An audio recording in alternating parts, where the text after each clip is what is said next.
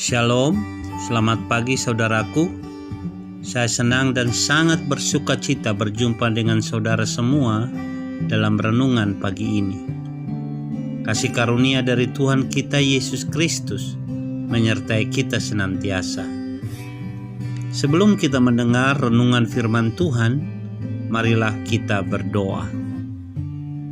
Allah Bapa yang kami muliakan, kami rindu saat ini mendengar firman-Mu. Berilah kepada kami hati yang rela dan siap menerima sabda kebenaran-Mu. Ya Allah Roh Kudus, berilah pengertian untuk memahami dan melakukan firman-Mu yang akan kami dengar ini. Dalam nama Tuhan kami Yesus Kristus. Amin. Saudaraku dalam Tuhan, pembacaan firman Tuhan, renungan kita pagi ini diambil dari Amsal 27 ayat 1 sampai dengan ayat 27. Dalam renungan ini saya akan membaca kepada saudara Amsal 27 ayat 19.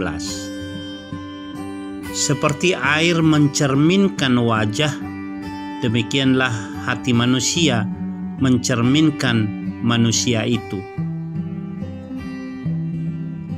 Ayat Nas menyatakan bahwa hati manusia mencerminkan manusia. Artinya, apa yang ada dalam hati seseorang pasti akan terrefleksikan dalam ucapan dan tindakannya. Kalau hati kita tidak beres, maka segala ucapan dan tindakannya pun pasti tidak beres. Itulah sebabnya penulis Amsal menasihati kita agar senantiasa menjaga hati dengan penuh kewaspadaan agar tetap dalam kondisi baik dan beres. Jagalah hatimu dengan segala kewaspadaan, karena dari situlah terpancar kehidupan. Amsal 4 ayat 23. Mengapa hati harus selalu dijaga? Karena dapat menimbulkan berbagai masalah dalam kehidupan keseharian kita. Tuhan menunjukkan bahwa ada banyak persoalan yang dapat terjadi dalam hati manusia. Pertama, hati sumber kejahatan. Dalam Matius pasal 15 ayat 19, firman Tuhan berkata, karena dari hati timbul segala pikiran jahat, pembunuhan, perzinahan, percabulan, pencurian, sumpah palsu, dan hujat. Segala macam tindak kejahatan seperti membunuh, merampok, mencuri, menipu, memperkosa, dan sebagainya berawal dari niat yang ada di dalam hati si pelaku. Sungguh sangat mengerikan jika hati kita tidak dijaga dan dipelihara dengan baik. Yang kedua, hati dapat menjadi degil. Markus 6 ayat 52b berkata, hati mereka tetap degil. Degil adalah sebuah kata yang sebenarnya sangat mengerikan, karena istilah Yunani yang dipakai di sini adalah porosis, yang berasal dari kata poros. Artinya semacam batu yang kasarnya luar biasa, tertutupi oleh sesuatu yang tebal, mengeras, tidak kunjung paham. Dalam Kamus Bahasa Indonesia, kata degil berarti tidak mau menuruti nasihat orang, tetap keras kepala atau berkepala batu. Yang ketiga, semua ucapan mulut. Apapun yang terucap di mulut, semua berasal dari hati. Kalau hati benar, yang keluar dari mulut pasti benar. Sebaliknya, Apabila hati dalam keadaan keruh, pasti yang keluar dari mulut adalah hal-hal yang negatif. Karena yang diucapkan mulut meluap dari hati.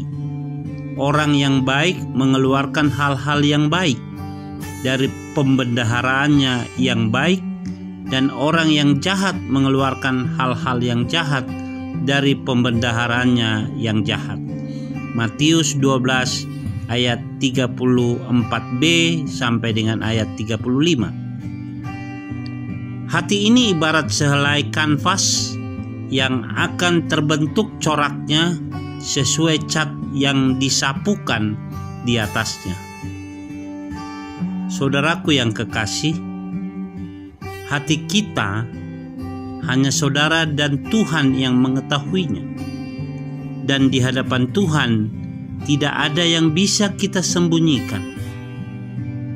Bila saat ini ada di dalam hati kita yang tidak berkenan di hadapan Tuhan, mari saudaraku, kita selesaikan di hadapan Tuhan hal itu. Kita datang di kaki salib Kristus dan berkata, Tuhan, ini aku, bersihkan hatiku dari semua hal-hal yang tidak berkenan kepadamu. Pulihkan hidupku dengan darah-Mu yang kudus. Yesaya 1 ayat 18-19, firman Tuhan berkata, marilah, baiklah kita berperkara, firman Tuhan, sekalipun dosamu merah seperti kirmizi, akan menjadi putih seperti salju. Sekalipun berwarna merah seperti kain kesumba, akan menjadi putih seperti bulu domba. Jika kamu menurut dan mau mendengar, maka kamu akan memakan hasil baik dari negeri itu. Saudaraku yang dikasihi Tuhan, Tuhan mau berdamai dengan kita. Dan kita pun dengan kerinduan mau berdamai dengan Tuhan. Apapun saat ini keadaanmu, apapun saat ini yang terjadi dalam hatimu, kita bawa di kaki salib Kristus dan berucap dengan tulus kepada Tuhan, Tuhan ini aku, bereskan semua keadaanku, dan aku mau taat kepadamu. Kalau saudara dan saya mau, Tuhan Yesus berkata, marilah kepadaku hai kamu yang letih, lesu dan berbeban berat, aku akan memberikan kelegaan kepadamu. Tuhan akan berikan kelegaan bagi kita. Barang siapa yang mau mendengar panggilannya, dia berkata, marilah kepadaku.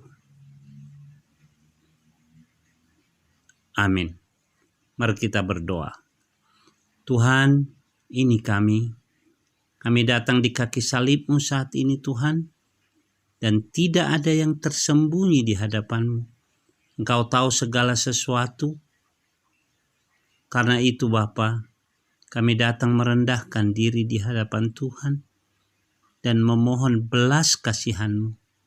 Biarlah Tuhan memulihkan kami, agar kami menjadi tahir oleh karena darah-Mu sendiri. Darah-Mu yang menyucikan kami, darah-Mu yang memulihkan kehidupan kami. Di dalam nama Tuhan Yesus Kristus kami berdoa. Amin. Saudaraku yang dikasihi Tuhan, sampai disinilah perjumpaan kita pada pagi hari ini. Sampai jumpa dalam renungan selanjutnya. Tuhan Yesus memberkati.